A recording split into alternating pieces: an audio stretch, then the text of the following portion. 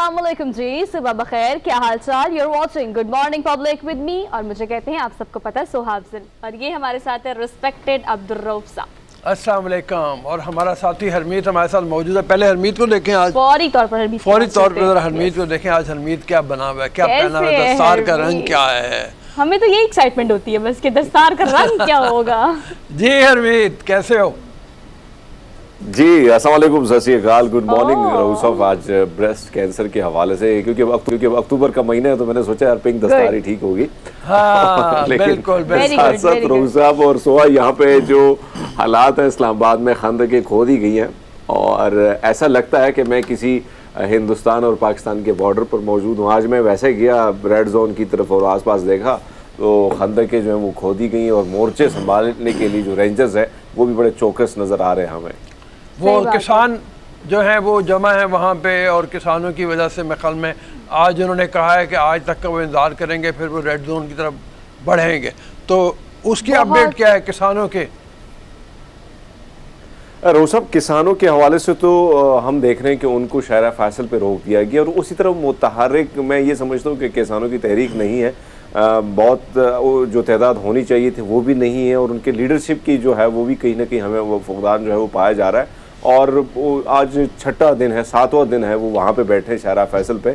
ये नहीं है कि उनके आने का जो सिलसिला है वो आएंगे और डी चौक को इसलिए, लेकिन ख़तरा ये भी है कि जो फवाद चौधरी साहब की ट्वीट आई थी और फिर खान साहब ने भी कहा था कि किसी भी वक्त जो है वो लॉन्ग मार्च का ऐलान किया जा सकता है। तो इसलिए बड़ी तैयारी जो है राना सनाउल्लाह साहब की जानिब से और वफाकी हुकूमत की जानिब से की गई है। इसलिए कल रात हम देख रहे थे कि जो नादरा एरिया है, जो पार्लियामेंट हाउस की तरफ या रेडियो पाकिस्तान की तरफ जो रास्ता जाता है, वहाँ पे मुकम्मल जगह को सील कर दिया गया और खंदकें खोद दी गई हैं। और अभी आसपास जो डी चौक का एरिया है वहाँ पे 2-3 दिन से हम देख रहे हैं कि रेंजर्स को भी वहाँ पे खड़ा, उससे कबल जो है रेंजर्स हमें कहीं दिखाई नहीं, हालांकि किसान तो थे लेकिन रेंजर्स नहीं थे, तो रेंजर्स एहलकार जो है वो भी तैनात कर दिए गए। लेकिन अभी इस वक्त हरमीत सर, किसान इत्तेहाद की जो लीडरशिप है उनसे जब हमारी बातचीत हुई हमारे प्रोग्राम में, तो उन्होंने कहा कि इस दफ़ा हम अपने मुतालबात मनवा कर ही वापस जाएंगे, बिकॉज ये इस तरह का एक ऐसा तबका है जो कि फौरी तौर पर एहतजाज या शटर डाउन हड़ताल नहीं कर सकता,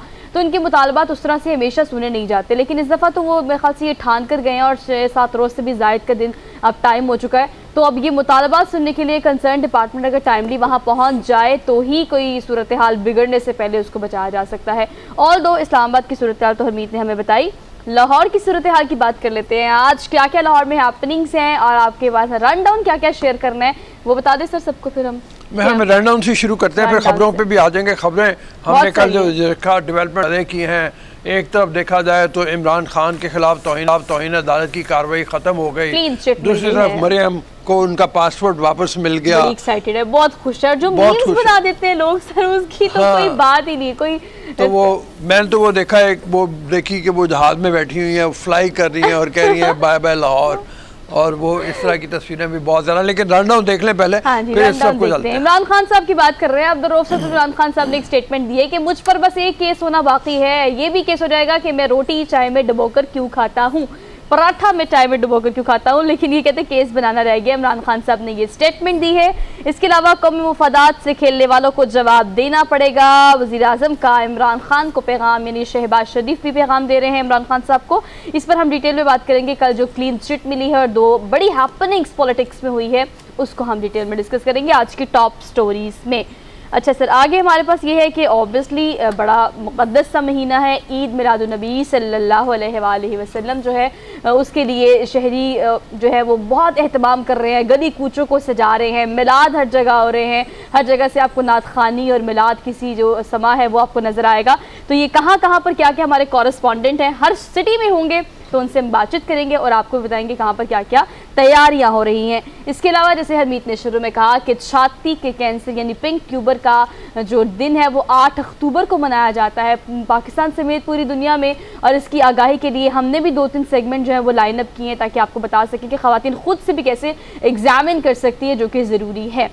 और इसके अलावा सर हम बताएंगे कि सियासी जमातें जो हैं वो जलसे जुलूसों के अलावा सर आजकल जो चीज़ ट्रेंड में है वो है सोशल मीडिया की जंग। ओह माय गॉड, बिल्कुल ऐसी खौफनाक जंग जिसकी कोई हद नहीं। लग रहा है जैसे वो हरमीत ने जैसे पहले कहा ना कि हिंदुस्तान पाकिस्तान की जंग हो रही है, उस तरह से जंग चल रही है। मतलब वो सोशल मीडिया पे यही हाल है, अपने सपोर्टर्स अब किसी हद तक भी जाते हैं अपने लीडर का सपोर्ट करने के लिए, और जो रवायती आप आपस में मतलब आप ऑपोजिट पार्टी को देखें तो वो भी किसी भी हद तक जाने के लिए तैयार हैं। वो मीम्स बनानी हो, वो अपनी वीडियोस एडिट करनी हो, सर डॉक्टर्ड वीडियो कैसी कैसी बन जाती है। रिसेंटली मैंने एक वीडियो देखी सागदार के, उसकी जो उन्होंने हल्फ लिया था, हाँ। उसकी ऐसी डॉक्टरेट वीडियो बनाई, मैं आपको सेंड करूंगी। अच्छा, वो लोगों ने सोशल मीडिया को ऐसा प्लेटफॉर्म बना लिया। बस इसमें हम डिटेल में बात करेंगे कि ये जंग जो है वो कहाँ थमेगी, और ये साइबर वॉर जो हम देख रहे हैं इसको कहाँ पे जाके थोड़ा स्टेबल देखेंगे। अच्छा जी, अब चले सर डेली डोज की तरफ। हमारी टीम ने आज चलते हैं, बड़ी इंटरेस्टिंग सी खबरें हैं। पहली खबर सर बड़ी इंटरेस्टिंग है, आपने भेजी थी। हाँ, ये मैंने ही भेजी थी। आप भी बताते हैं। ये जनाब स्कर्दू का एक गांव है जहां आज भी मश्क में दही और मक्खन बनाया जाता है। क्या उसका टेस्ट होगा सर? क्या ही उसका टेस्ट होगा? हाँ, शीला नाम है मेरे ख्याल में इस गांव का, और ये तकरीबन 70 किलोमीटर है। ये देखें आप तरीक़ेकार। हाँ, ये स्कर्दू के करीब है, और वहाँ पे लोग आज भी, वो कहते हैं हमारे जो आबा अजदाद थे वहाँ पे उस ज़माने में जब वो बिजली नहीं होती थी तो उन्होंने मश्क बनाना बड़े मुश्किल काम है। मश्क का बड़े एहतियात से जब बकरी को या बकरे को ज़िबा किया जाता है, उसके बाद उसकी खाल उतारी जाती है, उससे मश्क बनाई जाती है, और ये मश्क में दूध ला के और इसको फिर वो हिला के और वो आग के करीब करके जाग लगा के और इस तरह से वो मक्खन वहाँ बनाते हैं। और सर एक और आप जो बात कर रहे हैं कि जब उसकी खाल को उतारना है तो उसका वो जो स्ट्रक्चर है वो वही रहना चाहिए, मतलब मश्क की एक साल तक यानी वो तैयारी होती है मश्क की, उसको एक साल तक कहते हैं तकरीबन सूखने के लिए रखा जाता है। और ये जो ऑर्गेनिक वो है दही पनीर वगैरह, ये मैं बताऊं कि गिलगित बल्तिस्तान पूरे में दूध दही पनीर का इस्तेमाल बहुत ज़्यादा किया जाता है, और नाश्ते में ख़ास तौर पे इसको इतना ज़्यादा पसंद करते हैं लोग। खाना है भी बड़ी सेहत बख्श चीज़। हरमीत के इलाके में भी मेरे ख्याल में बहुत ज़्यादा इस्तेमाल किया जाता है। ये बहुत ज़्यादा करने में कितना इंटरेस्टिंग लग रहा है, जैसे उसको बना रहे हैं। गाँव देहातों में वैसे ही चीज़ बड़ी नॉर्मल होती है, और कहीं ना कहीं आपको ऑर्गेनिक चीज़ें मिल जाती हैं, उसका टेस्ट बहुत डिफरेंट होता है जो शहरों में हमें मुश्किल से बल्कि ना मिलने के बराबर है। तो ये मक्खन दही लस्सी और पाजी क्या क्या क्या क्या वैसे याद आ गया, इमेजिनेशन में चले जाते हैं, मेरे मुंह में स्वाद आ रहा है।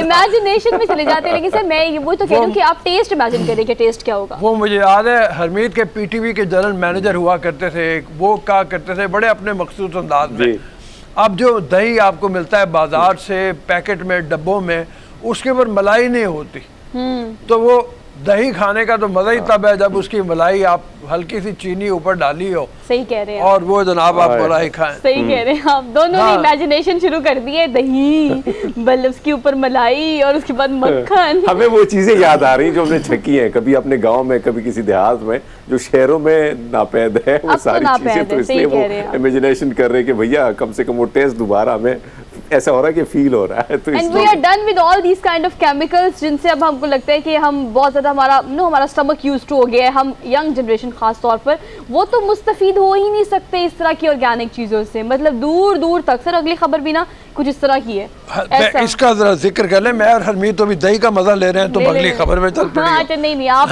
नाश्ता करके उठिएगा, नाश्ता करके हम अगली खबर पे जाएंगे हम। तो मैं वो कह रहा था कि हरमीत के जिस दही के ऊपर मलाई ना आया उसके बारे में वो कहते हैं उसका फिट है मुंह। वो इतने तो और मैं ऐसे लाहौर जब आता हूँ अक्सर मुझे नाश्ते में ना वो मैं दही मंगवा लेता हूँ, तो उस वक्त हमारे साथ रोमा हुआ करती थी, वो ऐसे देख लिया करती कैसे कर लेते हो नाश्ता आप, तो मैंने कहा हम वैसे जो सोआ कह रही है इमेजिन करके कि गांव की दही है। हरमीत दही के बारे में ये कहा जाता है, डॉक्टर्स कहते हैं कि अगर आप सो के उठें और आप कुछ भी ना करें तो आप दही खाएं और फिर सो जाएं, इतनी अफादियत है दही की। और सर मैंने कल इत्तेफाक हुआ मेरा एक जगह जाने का ननकाना के करीब, सर मैंने वहाँ पे दही खाई। शहर में तो उस तरह की दही मुझे लगता है कि मैंने अपने कोई पिछले 15-20 सालों में नहीं खाई, उसका टेस्ट ही और था। क्योंकि वहाँ पर अगर दूध की बात की जाए, मक्खन की बात की जाए और फिर दही की बात की जाए, जिस तरह की ऑर्गेनिक आपको इन इलाकों से चीजें मिल जाती हैं सर, शहर में तो दूर दूर तक नहीं मिल सकती। बहरहाल आप अपने घर में जो लोग सुन रहे हैं देख रहे हैं, अपने घर में दही जमा सकते हैं, उसके बाद मलाई भी आएगी। और अगर आप ताज़ा दूध लें उसमें हल्का सा आधा चम्मच गर्म उसको उबालने के बाद आधा चम्मच, मैं बता देता हूँ तरीकेकार, वाह वाह सर, डाल कितने के लोग ना दही जाग लगाते हैं, जाग लगाते हैं, फिर हाँ। दही दूध को फेंट लेते हैं थोड़ा सा। मेरा पॉइंट ये है कि मेरी अम्मा भी घर में कभी कोई जाग लगाती है। हरमीत दूध भी तो वो नहीं है ना, मतलब वो इतना हाँ। प्योर नहीं है। अगर आप उसकी मलाई की बहुत बात करें फर्क तो है, जो बहुत मलाई फर्क। आती है उसको हम सेव करके उसका देसी घी बना लेते हैं, लेकिन वो दूध के ऊपर जो मलाई होती है वो भी क्या ही मलाई होती है, हाँ। एक लेयर उसके लिए होती है। जरूरी है कि वो जो भैंस दूध का अच्छा हो। गाय का दूध है ना वो लाया जाए, डब्बे का दूध ना हो। सर मतलब डेयरी वो फार्म डब्बे का खोल दूध लेना होगा। हमने, चलिए, आगे चलते डेयरी हैं। फार्म खोल लेना हमने। अब हम चलते हैं अगली खबर पे। अगली खबर भी खाने के बारे में ही है। सिंगापुर का एक ऐसा पार्क है जहां पर सर इस वक्त पौधों, दरख्तों, नबातात और फूलों का एक शहर आबाद है। हाँ। और ये वहाँ पे आपको हर तरह का फूल मिलेगा, हर तरह का पौधा ये मिलेगा। मैंने और हरमीत ने देखे हुए हैं। मैं और हरमीत कम से कम सिंगापुर सर, जा चुके मैं हुए रह हैं। गई, जी, मैं भी जाऊंगी, बिल्कुल। मैं भी जाऊंगी। हाँ और सिंगापुर बड़ा खूबसूरत किस्म का सर, इसमें अगर आप देखें ना, हाँ जो सजावट की गई है, फिर जो आप वैसे सिंगापुर के मैं बात करूँ तो मेरे ख्याल में इतनी बड़ी रियासत नहीं है, लेकिन जिस तरीके से इसको संभाला गया है, जो पोल्यूशन पार्क है जहाँ पे आप अंदर जाएंगे, और ये पार्क्स बड़े मज़े का बना हुआ है बहुत ज़्यादा, जिस तरह ये देखने में ये इतना जबरदस्त लग और रहा ये है सारी जी। चीज़ें जो हम देख रहे हैं, हाँ तो बहुत बहुत ज़बरदस्त किस्म का बना और साफ़ सुथरा माहौल है। हल्की फुल्की बारिश हो जाती है तो बड़ा मज़े का मौसम होता है। रूह साहब वैसे तो आप गए होंगे और बारिश हमेशा वहाँ पे शाम को होती है। हाँ बारिश होती रहती है, चूँकि मौसम इस तरह का है। ये है कि ज़रा गर्मियों के दिनों में थोड़ी सी गर्मी लगती है चूँकि ह्यूमिडिटी काफ़ी होती है, लेकिन अदरवाइज मौसम अच्छा बिल्कुल। होता है। और सिंगापुर एक इतना ज़्यादा साफ़ सुथरा शहर है, मुल्क है, आपको उसको कह लें, शहर से भी छोटा है, लाहौर से लेकिन छोटा है मुल्क उसकी, कहलाता है। लेकिन मुल्क कहलाता है। और उसकी जीडीपी जो है वो पाकिस्तान से ज़्यादा है। ये सबसे बड़ी बात ये है। रिक्लेम किया हुआ है उन्होंने ज़मीन को समंदर से, उसके ज़रिए से उन्होंने बढ़ाया हुआ है।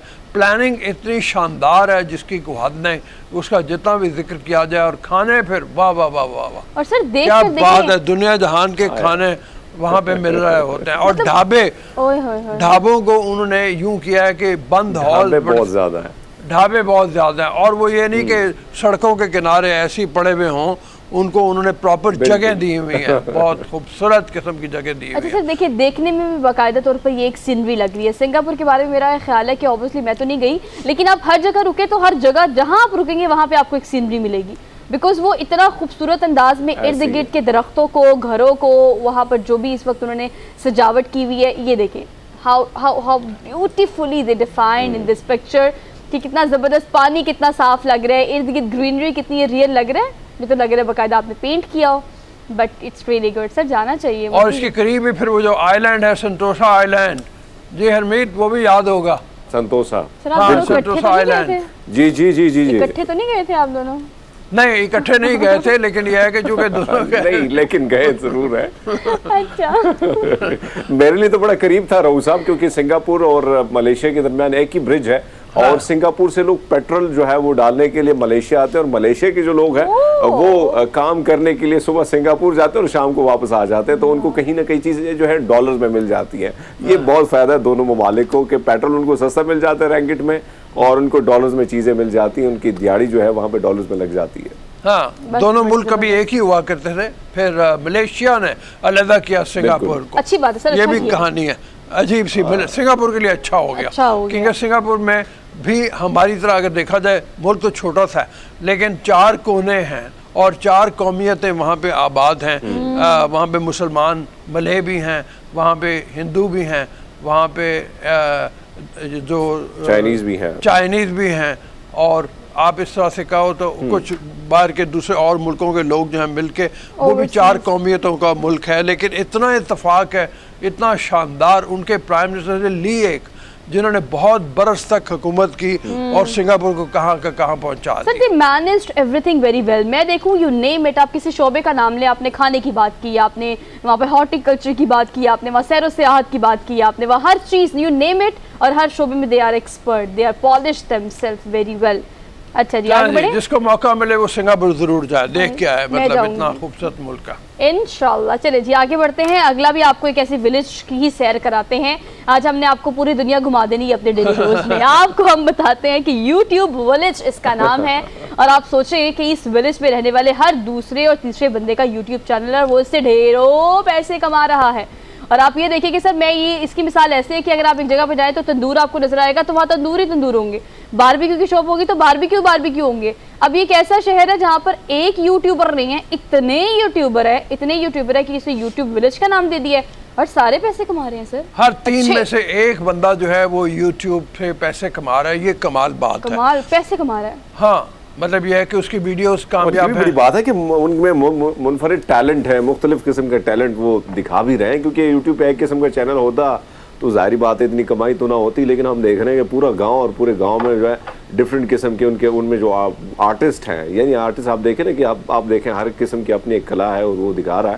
تو یہ بھی بڑی بات ہے روح صاحب اور سہا. اور بچے سر بڑے میں نے دیکھے، مطلب اس ویڈیو میں بھی خاص طور پر جو بچے ہیں وہ یا تو بڑوں کو کرتا ہوا دیکھتے ہیں، تو بچے جب ان کی اپبرنگنگ ہو رہی ہوتی ہے تو اسی وقت دیکھتے ہیں کہ اب بھی ہمارے بڑے یہ کر رہے ہیں تو ہم نے بھی یہ کرنا ہے. اچھا یہ کمال بات یہ ہے کہ یہ چھتیس گڑھ اسٹیٹ میں ہے. اچھا اس گاؤں میں تو میں نہیں گیا، لیکن چھتیس گڑھ اسٹیٹ رائے پور اس کا جو کیپٹل ہے وہاں میں گیا ہوں. اور مطلب یہ ہے کہ اس کی بھی ہاں جی اس کی بھی آبادی جو ہے تھوڑی سی ہے، اتنی زیادہ نہیں ہے. لیکن چھتیس گڑھ اسٹیٹ کے بارے میں چونکہ ماؤسٹ بہت زیادہ ہیں اور وہاں پہ کہا جاتا ہے کہ کارروائیاں ہوتی رہتی ہیں، ٹیررسٹ ایکٹیویٹیز ہوتی رہتی ہیں، اس کو قابو پانے میں ہندوستان کو کافی دقت کا سامنا ہوتا ہے. لیکن اس کے باوجود ایک گاؤں میں اس طرح کی ایکٹیویٹیز ہیں جو بہت ہیلدی ہیں. انٹرٹینمنٹ سر بہت زیادہ زیادہ تر جو ویڈیوز بنتی ہیں، اگر آپ یوٹیوب کا یہ چینل یا اس ولیج کے جو یوٹیوبرز ہیں ان کو سبسکرائب اگر آپ نے کیا اور اگر آپ دیکھتے ہیں تو کانٹینٹ زیادہ تر سر وہ سیریس نہیں بناتے. یہ دیکھیں انٹرٹینمنٹ کا کانٹینٹ بناتے ہیں زیادہ تر، ایسی ویڈیوز جو لوگ بڑا پسند کرتے ہیں اور جس میں نا فنی ویڈیوز اور ایسے ہیومر والی ویڈیوز بناتے ہیں. ٹک ٹاک بھی کافی زیادہ بناتے ہیں اور دو اچھا پیسہ کما رہے ہیں، یہ اچھی بات ہے، اور سارے مل کے کما رہے ہیں اور ایک ہی چیز سے کما رہے ہیں. اور مزے کی بات یہ ہے کہ 15 سال کی عمر سے لے کے 80 سال کی عمر تک کے لوگ ہیں جو یوٹیوبر ہیں. سارے یوٹیوب ولیج نام رکھ دیا اس کا. میرے خیال سے جہاں وہاں پر بزرگ لوگ ہیں نا ان کی ویڈیوز دیکھنی چاہیے. بہت بڑا اداکار چھپا ہوا ہے.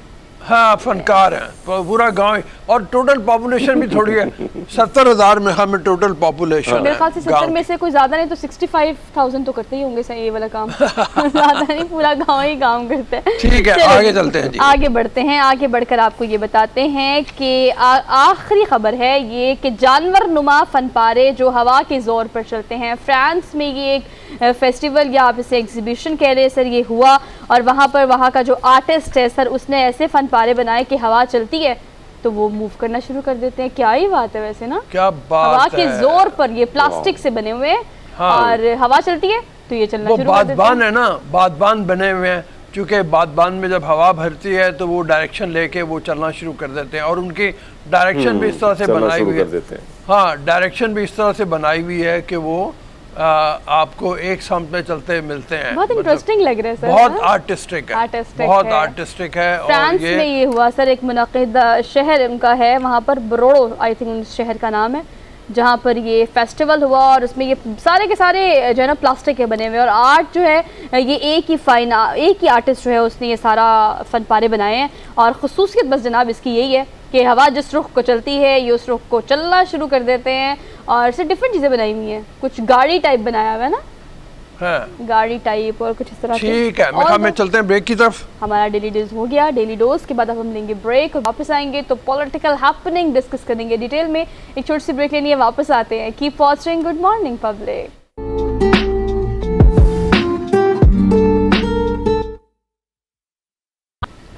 جی welcome to the show after the break. کل عدالتوں سے دونوں بڑی جماعتیں جو ہیں ان کے سرکردہ لیڈران کو ایک طرح سے ریلیف مل گئی. اور وہ یہ ہے کہ عمران خان صاحب کے بارے میں یہ ہوا کہ ان کی جو درخواست تھی کہ وہ معذرت کرنا چاہتے ہیں، انہوں نے معافی نہیں مانگی غیر مشروط طور پہ، لیکن حکومت نے عدالت نے یہ کہا کہ وہ مطمئن ہے ان کی کارروائی سے. اسلام آباد ہائی کورٹ نے جو انہوں نے کیا وہ زیبا چودھری کی عدالت میں گئے، وہاں جا کے انہوں نے عمران خان صاحب نے کہا کہ وہ معذرت کرنا چاہتے ہیں. انہوں نے جو کہا وہ نادانستگی میں کہا، ان کا ارادہ نہیں تھا. اور مریم صفدر جو ہیں ان کو ان کا پاسپورٹ واپس مل گیا جو اب فلائی کرنے والی ہیں. لیکن اس سے زیادہ جو اہم خبر مجھے لگتی ہے جس کی طرف ہم امتیاز گل صاحب ہمارے ساتھ موجود ہیں ان سے چل کے بات کریں گے. ایک لڑائی چلی کل اسحاق ڈار صاحب اور مفتاح اسماعیل کے درمیان بیان بازی ہوئی. دونوں پالیسی کے اوپر آپس میں ایک دوسرے کے بارے میں انہوں نے بیانات دیے. پیٹرولیم لیوی کے بارے میں اسحاق ڈار صاحب کا کہنا تھا کہ یہ لاپرواہی تھی، اور مفتاح اسماعیل کا کہنا تھا کہ جو کارروائیاں ہو رہی ہیں وہ کارروائیاں ایسی ہیں جس سے IMF ناراض ہوگا. اسحاق ڈار صاحب کہتے ہیں مجھے نمٹنا آتا ہے. یہ کتنی خطرناک بات ہے؟ آپس میں لڑائی جو ہے وہ کس طرف کو رخ اختیار کرے گی، اور کیا آپس کی لڑائی کیا دوبارہ اس طرح کی حرکت پہ ایسا ہوگا کہ ڈالر کا ریٹ چڑھنا شروع ہو جائے، جبکہ اسحاق ڈار صاحب کہتے ہیں کہ وہ اس کو 200 سے نیچے لے کے جائیں گے. تو جناب امتیاز گل صاحب یہیں سے شروع کرتے ہیں. مفتاح اسماعیل اور اسحاق ڈار صاحب سامنے سامنے، یہ کیسا لگتا ہے آپ کو؟ جی السلام علیکم. مفتاح اسماعیل صاحب نے تو کل کراچی میں ایک تقریب میں اور بھی بڑی باتیں کہیں. جی ایک بات انہوں نے یہ بھی کہی کہ پاکستان میں 6 مہینے مثلاً وہ وزیر رہے، اور اب کل انہوں نے یہ کہا کہ پاکستان میں کوئی تبدیلی ہو ہی نہیں سکتی. کہا کہ پاکستان میں صرف 1% حکمران اشرافیہ ہے جس نے ملک کے وسائل پہ قبضہ کیا ہوا ہے، اور جس کی وجہ سے انہوں نے یہ کہا کہ there is something wrong with this country. اس ملک میں کوئی بنیادی طور پہ کوئی چیز غلط ہے جس کی وجہ سے دوسرے ملک کہاں کے کہاں پہنچ گئے. اور پاکستان آج بھی آپ دیکھیے باہمی الزام تراشیوں میں ہم نئے ریکارڈ بنا رہے ہیں ایک دوسرے کے خلاف، جبکہ دوسرے ملک جو ہیں کوئی دنیا کی سب سے بڑی دوربین بنا رہا ہے، کوئی مریخ پہ پہنچ رہے ہیں، کوئی آرٹیفیشل انٹیلیجنس میں ریکارڈ بنا رہے ہیں. تو یہ تو ایک بات ہوئی. دوسری بات پیٹرولیم ڈیولپمنٹ لیوی کی بات ہے. وہ تو بڑا واضح تھا کہ مفتاح اسماعیل صاحب نے وعدہ کیا ہوا تھا IMF کے ساتھ کہ اس کو ہم بتدریج بڑھاتے چلے جائیں گے، اور اسی لیے انہوں نے گزشتہ مہینے اگست میں میرا خیال ہے ایک ہی حلے میں 30 روپے کی بجائے 37.5 روپے بڑھا دیا تھا. جی جی. اب یہ چونکہ پورے ایک منصوبے کے تحت ہو رہا ہے، IMF کے ساتھ آپ نے کوئی وعدے کیے ہوئے ہیں، اگرچہ انہوں نے بقول رانا ثناء اللہ کے اور مریم صفدر کے IMF نے ناک رگڑوا دی، اور بالکل صحیح کہا کہ انہوں نے ایک شرط منوائی. اچھا وہ شرط منوانے کے بعد، اور ان کا بار بار یہ کہنا تھا کہ ماضی میں بھی آپ وعدہ خلافیاں کرتے رہے ہیں، ہم آپ کو اتنی آسانی سے 1.2 ارب ڈالر نہیں دیں گے، جس کی وجہ سے آپ کو تمام شرائط ماننی پڑی. اب جس دن اسحاق ڈار صاحب نے ایک ورچوئل میٹنگ کی پاکستان میں IMF کے کنٹری ڈائریکٹر کے ساتھ، اس کے بعد انہوں نے کہہ دیا کہ ہاں جی وہ پیٹرولیم ڈیولپمنٹ لیوی جو ہے اس کو ہم دیکھ لیں گے ہمیں. اور اس کے بعد بیان انہوں نے دیا اسحاق ڈار صاحب نے کہ جی وہ انہوں نے نوٹ کر دیا ہے تو کہ آپ مطلب اس کو فریز کر سکتے ہیں، ابھی مزید نہ بڑھائیں. لیکن اکثر جو بڑے اقتصادی ماہرین ہیں ان کا یہ کہنا تھا کہ جناب IMF کے ساتھ آپ کے جیسے بھی تعلقات ہوں ایک پروسیس کے تحت چلتا ہے. امریکہ کے ساتھ آپ کے بڑے اچھے تعلقات ہوں، لیکن وہ بھی اس پروسیس کے ساتھ بہت زیادہ اس میں مداخلت نہیں کر سکتا، اور یہ ابھی اس سے سکینڈل بنے گا. اور پھر وہی بات ہوئی کہ گزشتہ روز مفتاح اسماعیل صاحب نے کہہ دیا کہ جی یہ تو انہوں نے خلاف ورزی کر دی ہے. اب اسحاق ڈار صاحب کہہ رہے ہیں کہ میں تو اپنا، آپ کو معلوم ہے ان کا طریقہ کار ہے سیاست کا، پہلے بھی کافی سارے پروگرامز IMF کے کیے، اس میں وعدہ خلافیاں ہوئیں، اس میں سے ہم ویور مانگتے رہے، اور اب پھر وہی ہوگا. اور اس کا بنیادی نتیجہ کیا ہے؟ نتیجہ اس کا یہ ہے کہ پاکستان کی کریڈیبلٹی، پاکستان کی ساکھ جو ہے وہ بد سے بدتر ہوتی جا رہی ہے. جی یہ فرمائیے کہ یہ جو اسحاق ڈار صاحب نے نعرہ لگایا ہے کہ میں ڈالر کو 200 سے نیچے لے کے آؤں گا، یہ آپ کو حقیقت میں مبنی لگتا ہے ان تمام حالات میں؟ دیکھیں پاکستانی کے طور پہ دعا یہ کرنی چاہیے کہ 200 کیا 150 پہ آ جائے. بالکل. لیکن آپ اپنی حیثیت دیکھ لیں، اپنی جیب دیکھ لیں، اپنا خزانہ دیکھ لیں، اور یہ بھی دیکھیں کہ آنے والے مہینوں میں پاکستان میں ڈالر انفلو کتنا ہوگا اور ڈالر آؤٹ فلو کتنا ہوگا. تو اس حساب سے ہمارے پاس بہت زیادہ گنجائش نہیں ہے. جب جو ڈالر کا ریٹ تعین ہوتا ہے یا مقامی کرنسی کا، وہ آپ کے زر مبادلہ کے ذخائر کے مطابق ہوتا ہے. وہ آپ کی انکمنگ جو ڈالرز ہوتے ہیں کہ آپ ڈالر کما کتنے رہے ہیں اس پہ دار و مدار ہوتا ہے. ہمارے ڈالر کمانے کی صلاحیت جو ہے وہ ہمارے ڈالر خرچ کرنے کی صلاحیت سے نصف رہ گئی ہے. آپ دیکھیں نا جب درآمدات برآمدات کا کتنا فرق ہے بہت اس کے زیادہ. علاوہ اس کے ساتھ ساتھ پھر ہمیں اپنے قرضوں پہ بھی 13 14 15 ارب ڈالر سالانہ ہمیں دینا پڑتا ہے، ڈیٹ سروسنگ جس کو کہتے ہیں. جی جی اس سال ابھی جون تک ہمیں مجموعی طور پہ کم از کم 32 ارب ڈالر چاہیے. جی. اب اگر 32 ارب ڈالر ہمارے پاس نہیں ہوں گے تو پھر روپے کی قدر کیسے بہتر ہوگی؟ ہو سکتا ہے ان کے پاس کوئی گدڑ سنگھی ہو، اسحاق ڈار صاحب کے پاس، اللہ کرے کہ ہو جائے 200 پہ آ جائے، لیکن اس کی لانگ ٹرم کاسٹ پاکستان کے لیے کیا ہوگی وہ ابھی دیکھنا ہوگا. پہلے بھی ہم دیکھ چکے ہیں کہ لانگ ٹرم کاسٹ پاکستان کے لیے اچھی نہیں تھی جب یہ وزیر خزانہ تھے. جی حرمیت. اچھا امتیاز گل صاحب، ہم دیکھ رہے ہیں کہ مسلسل جو ہے وہ نون لیگ کے بڑے رہنماؤں کو ریلیف ملتا جا رہا ہے، اور ہم نے دیکھا کہ مریم نواز صاحبہ کو پاسپورٹ بھی آخر مل گیا. تو آپ نہیں سمجھتے ہیں کہ جو نیب ہے یا دوسرے ایسے ادارے ہیں جو جس طرح پہلے عزتیں اچھالی جاتی ہیں، پھر اس طرح کیسز بنائے جاتے ہیں، کروڑوں روپیہ جو ہے عوام کا قوم کا جو ہے وہ اس طرح خرچ کر دیا، وقت ضائع کیا جاتا ہے، عدالتوں کا وقت ضائع کیا جاتا ہے، آپ نہیں سمجھتے کہ ان جیسے اداروں کو یا تو بند کر دینا چاہیے یا بالکل شٹ اپ کھول دینی چاہیے؟ اور ساتھ ساتھ یہ بتائیے کہ سر مریم نواز صاحبہ جا رہی ہے لندن، تیاری جو ہے ہو چکی ہے، تو کیا نواز شریف صاحب بھی ریڈی ہے پاکستان آنے کے لیے؟ کوئی تیاری مکمل طور پر ہو چکی ہے؟ دیکھیے ہرمیز، ہمیں کسی غلط فہمی کا شکار نہیں ہونا چاہیے. پاکستان بڑا خوبصورت ملک ہے، بڑا فیسیلیٹیٹنگ ملک ہے، یہاں کا نظام بھی. آپ کو معلوم ہے جب آصف علی زرداری صاحب صدر بن گئے تھے تو ایک ایک کر کے ان کے خلاف کیسز ختم ہو گئے تھے، چاہے وہ نیب میں تھے چاہے دوسری عام عدالتوں میں، بینکنگ کورٹس میں تھے. اسی طرح جب 2013 میں نواز شریف صاحب واپس آئے تو ان کی فیملی کے خلاف جتنے کیسز تھے وہ ایک ایک کر کے سارے عملاً فریز ہو گئے. ہاں جب پاناما کا اسکینڈل سامنے آیا تو اس میں کافی سارے کیسز نے دوبارہ سر اٹھا لیا، اور اس حوالے سے بڑے لوگوں نے ہمیں یہ بھی کہا تھا کہ ان لوگوں کو ہم پاناما کے مسئلے پہ ہم ان کی سپورٹ نہیں کر سکتے ہیں. بڑے بڑے لوگ تھے اس میں، اور یہ قوم کو وعدہ دیا گیا تھا کہ کرپشن کے معاملے پہ کسی کو معاف نہیں کیا جائے گا. اب دوبارہ چونکہ ان کی حکومت آ گئی ہے، عدالتیں بھی ماشاءاللہ بڑی سمجھدار ہیں، کچھ ریلیف عمران خان کو مل گیا، کچھ ریلیف کافی سارا بلکہ ریلیف اب شریف گھرانے کو بھی مل رہا ہے. اور اس کی بنیادی حقیقت یہ ہے کہ چونکہ وہ حکمران ہیں اس وقت اقتدار میں ہیں. اس سے بڑھ کے بات ہمیں یہ ذہن میں رکھنا چاہیے کہ یہ باقاعدہ ایک مکمل کھیل کا حصہ ہے، کیونکہ نہ تو زرداری صاحب کے خلاف کیسز کسی سیاسی حکومت نے بنائے تھے، نہ ایکچوئل جو انسٹرومنٹ تھا نیشنل اکاؤنٹیبلٹی بیورو تھا تو وہ کسی سیاسی حکومت کے میں نہیں سمجھتا کنٹرول میں تھا. نواز شریف اور ان کے گھرانے کے بارے میں جتنے کیسز تھے، ان کے مرکزی رہنماؤں کے خلاف پی ایم ایل این کے جو کیسز بنے وہ سارے نیب نے بنائے تھے. اس کے بعد جس انداز میں پی ٹی آئی کی حکومت کے دوران اس کو یہ لوگ اچھالتے رہے، اور عمران خان نے بھی بے وقوفی میں سمجھتا ہوں اور ان کے ساتھیوں نے ہر معاملے کو اچھالا کہ ابھی فلاں کے خلاف یہ ہوگا، فلاں کے خلاف یہ ہوگا.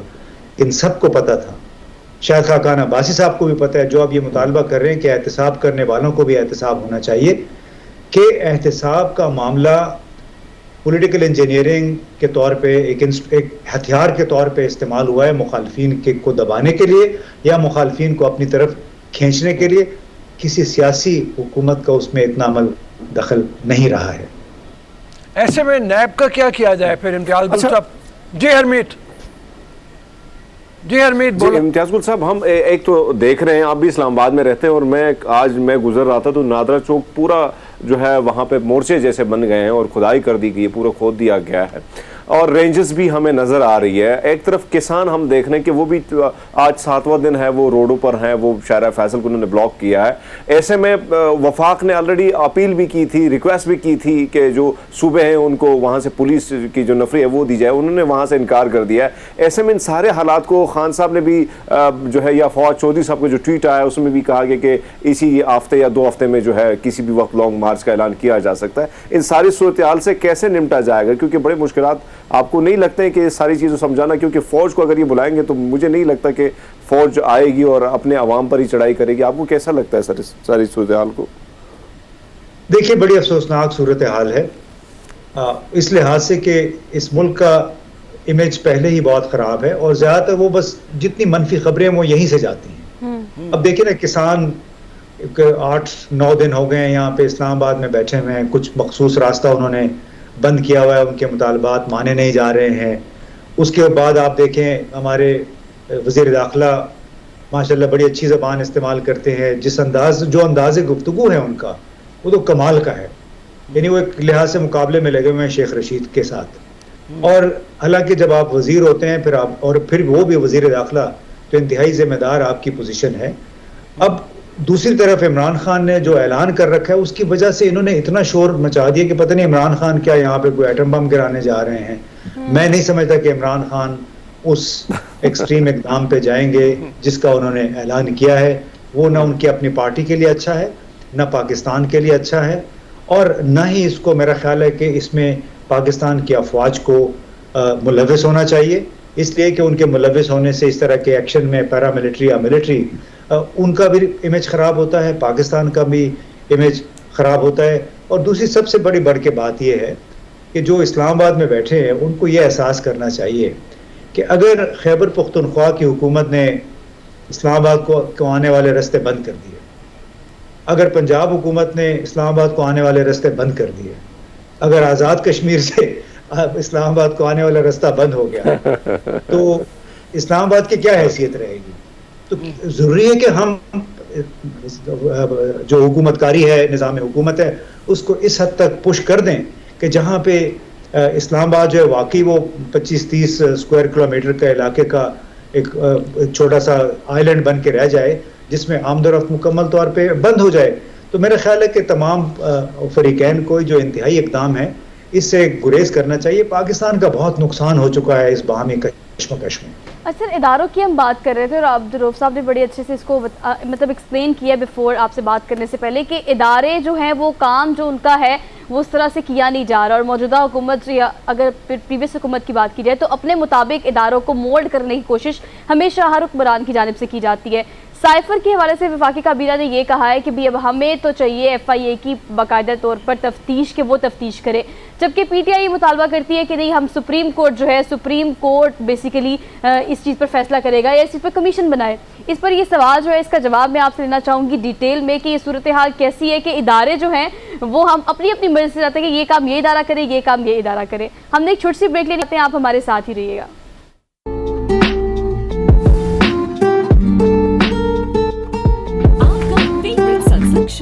अब हुआ और welcome back after the break. तो ब्रेक पर जाने से पहले जो सवाल छोड़ा था वहीं से कंटिन्यू करते हैं। इम्तियाज़ साहब, कहिएगा अपनी अपनी मर्जी के इदारों से ये जो तफ्तीश कराने के मुतालबात है, वफाकी काबीना कहती है FIA करेगी, PTI कहती है नहीं सुप्रीम कोर्ट से कराएंगे, या आप किस तरह से देखते हैं साइफर की गेम है क्या और किस तरह से करेंगे इसे? देखिए, पाकिस्तान में ये बताती रही कि हर इदारा, हर जो हुकूमत होती है वो आके अपने अपने हिसाब से कारोबार मुमलिकत चलाना चाहती है। जो जॉइंट इंटेरोगेशन टीम बनी थी गुज़िश्ता दौर हुकूमत में, नहीं TMLN के दौर में, उसकी सबसे बड़ी रिकमेंडेशन ये थी कि वफाकी और जो सूबाई इदारे हैं उनको सियासी मुदाखलत के बगैर चलते रहना चाहिए, उनमें सियासी मुदाखलत नहीं होनी चाहिए, अपने उनके जो स्टैट्यूट्स हैं उनके मुताबिक काम करने दें, तो तभी वो मुस्तहकम हो सकेंगे। ये जो सिविलियन इदारों के इस्तेहकाम की बात, उनकी सुपीरियरिटी की बात सिर्फ उस वक्त काबिल अमल होगी, उस वक्त मौसर होगी जब उनको आज़ादाना तौर पे काम करने दिया जाए।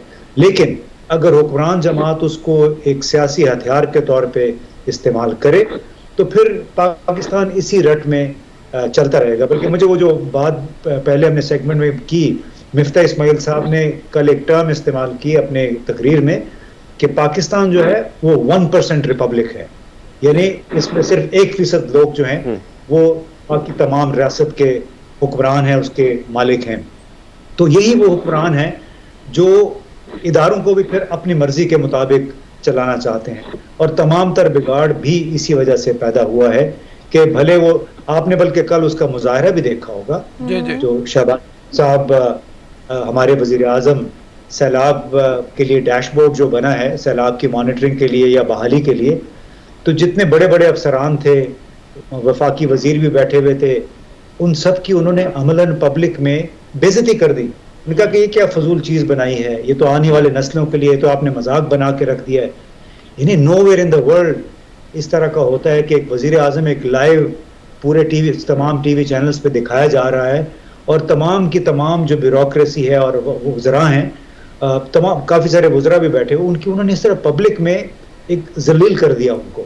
یعنی وزیر اعظم جو ہے وہ کوئی آئی ٹی ایکسپرٹ نہیں ہے, وزیر اعظم جو ہے مینجمنٹ کا جو گراس روٹ مینجمنٹ ہے اس کا ایکسپرٹ نہیں ہے سوائے احکامات دینے کے. اور سب اکثر وزیر اعظم ایسے ہی ہوتے ہیں. یہ ہمارے ہاں تو خیر کوئی بھی نہیں ہوتا, وہ اکنامک ایکسپرٹ ہوتے ہیں نہ مینجمنٹ کے ایکسپرٹ ہوتے ہیں, صرف حکم چلاتے ہیں. تو یہ بڑے اچھے, مجھے اسی لیے مثال یاد آیا کہ جب آپ پبلک میں اس طرح ذلیل کرتے ہیں سرکاری حکام کو, اپنے وزراء کو, ان میں انسینٹو کیا رہے گا کام کرنے کا؟ وہ تو پھر ہر کام وہی کریں گے سوچ کے کہ ایسا کام کروں جو کہ ہمارے وزیر اعلیٰ وزیر اعظم جو ہیں اس سے خوش ہوں, ناراض نہ ہو جائیں. تو میرا خیال ہے آپ کے سوال کا جواب امتیاز گل صاحب ہم نے دیکھا ہے, بلکہ ہم دیکھ رہے ہیں کہ جو امتیاز گل صاحب ہم دیکھ رہے ہیں کہ خان صاحب کی ایک ڈیمانڈ ہے, 2 ڈیمانڈ ان کی تھی کہ ایک تو آرمی چیف کی تعیناتی کے حوالے سے اور دوسرا الیکشن جو ہے وہ اسی کی ڈیمانڈ تھی. لیکن کہیں نہ کہیں یہ دونوں ڈیمانڈ جو ہے حکومت اس سے انکاری ہے ماننے سے.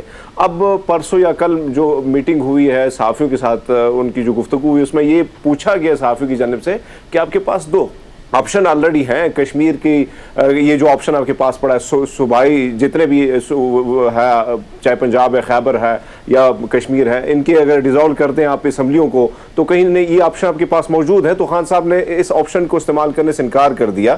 اب کون سا بڑا آپشن آپ کو لگتا ہے کہ ان کے پاس ہے کہ وہ حکومت کو مجبور کر دیں گے تاکہ وہ الیکشن اور آرمی چیف کی تعیناتی کا جو مطالبہ ہے وہ عمران خان صاحب کا وہ سنیں؟ دیکھیے مسلم لیگ والے سمجھتے ہیں کہ شاید عمران خان بے وقوف ہے. بے وقوفی میں وہ پنجاب حکومت بھی اسمبلی بھی ڈیزالو کروا دیں گے, کے پی بھی ڈیزالو کروا دیں گے. تو پھر وہ جو آپشن ہے جس کا ہم نے پہلے سیگمنٹ میں ذکر کیا کہ آپ اسلام آباد کا عملاً محاصرہ کر سکتے ہیں بطور ایک سیاسی اسٹیک ہولڈر کے, آپ کے ہاتھ سے تو وہ چلا گیا نا. تو کون اپنے ہاتھ سے یہ آپشن جانے دے؟ ترپ کے پتے ہیں ان کے پاس, تو کوئی بے وقوف ہی ہوگا جو ان ترپ کے پتوں کو شو کر دے گا. یا بالکل ٹھیک ہے, بڑی مہربانی, تھینک یو, بہت شکریہ امتیاز گل صاحب. عمران خان کے حوالے سے وہ کہہ رہے تھے کہ عمران خان صاحب کو اتنا بے وقوف نہیں سمجھنا چاہیے کہ وہ ڈیزالو کر دیں گے. اسٹریٹجیز کچھ ہوں گی اور پلاننگ ہوگی, اس کا ہم ذکر کرتے رہیں گے آئندہ آنے والے دنوں میں بھی. ابھی اجازت دیجیے ایک بریک کے لیے. نیوز بریک ہے, واپس آتے ہیں. Keep watching, good morning public.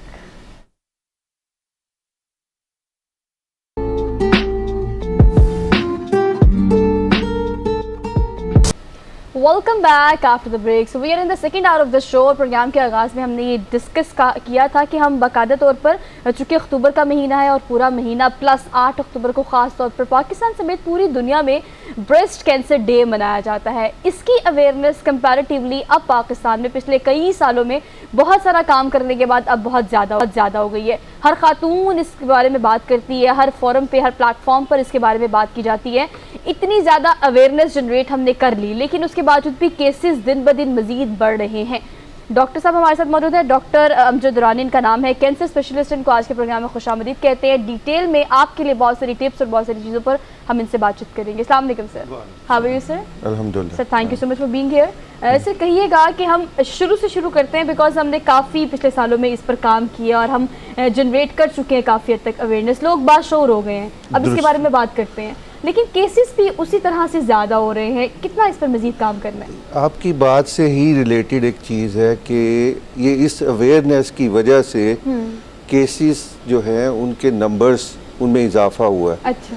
کیونکہ ابھی جو ہے جو شعور ہے وہ رورل ایریاز میں بھی پہنچ چکا ہے, اور انٹرنیٹ یا ٹی وی چینلز کی وجہ سے لوگوں میں یہ شعور آ گیا ہے کہ آپ نے اپنی بیماری کو کس طرح ابتدائی جو ہے لمحات میں وہ اس کو جو ہے نا آپ نے تشخیص کرنی ہے اس کی, یا آپ نے بتانا ہے اپنے ڈاکٹر کو. جو اس سے جو ہے وہ ییلڈ جو ہے وہ بڑھ گئی ہے اس کی کیسز کی, پبلک اویئرنیس کی وجہ سے. پھر دوسرے یہ ہے کہ ہمارے ہاں جو انڈسٹریلائزیشن ہے اس پہ اتنا اچھا کنٹرول نہیں ہے. دوسرا پولوشن بذات خود ایک بہت بڑا ہمارے ہاں فیکٹر ہے جس کی وجہ سے جو ہے نا کیسز कुछ बढ़ रहे हैं, इन चीज़ों पे हमें कंट्रोल करना पड़ेगा। फिर अनड्यू जो है वो दवाइयों का इस्तेमाल और कुछ अननोन से फैक्टर्स और भी आ गए हैं। वो जो लोगों का लाइफस्टाइल है, ज़्यादा आसाइशें आने की वजह से लोग अब जो है ना प्रेफर करते हैं कि घरों में बैठे रहें, इंटरनेट पे बैठे रहें, तो उस वजह से भी इन केसेस में इजाफा हुआ है। फिर इसका डायरेक्ट लिंक जो है वो आपके जो जैसे मैंने बताया कि लाइफस्टाइल से है, उसके साथ ही ओबेसिटी, उसके साथ ही डायबिटीज़ और इनडायरेक्टली बीमारियां भी इसका मौजूद इनके साथ इस मूजिब बिल्कुल आपने अच्छा सर ये कहिएगा कि ख़वातीन के दिमाग में बहुत सारे सवाल होते हैं छाती के कैंसर को लेके।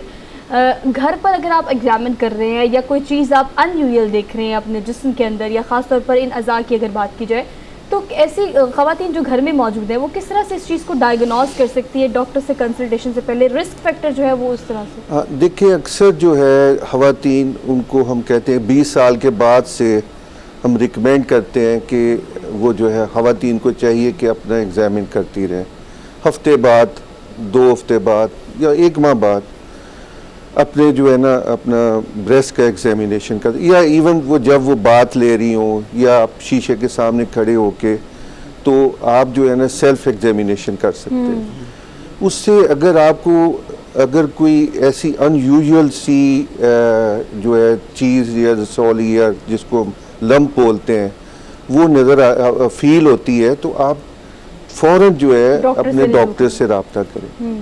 इसमें ये बताइए कि मतलब जैसे आपने कहा अनयूजुअल चीज़ नज़र आ रही हो या पता चल रही हो, ये कितने अरसे में जाके पता चलता है कि कोई चीज़ अनयूजुअल हो गई है या छुपी रहती है काफ़ी देर तक ये बीमारी जो है? हाँ, ये ऐसे है कि हर फीमेल में एक डिफरेंट पीरियड है। अगर तो वो रैपिडली प्रोलिफरेटिंग है, बड़ी जल्दी से डिवाइड हो रहे हैं उनके सेल्स, तो वो जल्दी ही पता चल जाएगा। ठीक है। अगर कईयों में हमने देखा है कि काफ़ी अरसे तक वो फील होता रहता है, उन पेशेंट्स कहते हैं हमें तो जी ये साल पहले था, ये 6 माह पहले था, वही साइज रहा है, तो अभी एकदम बढ़ गया। तो उसका ये मतलब है कि उनमें स्लोली ग्रोइंग था, फिर ये एकदम बड़ा हो गया। ठीक है।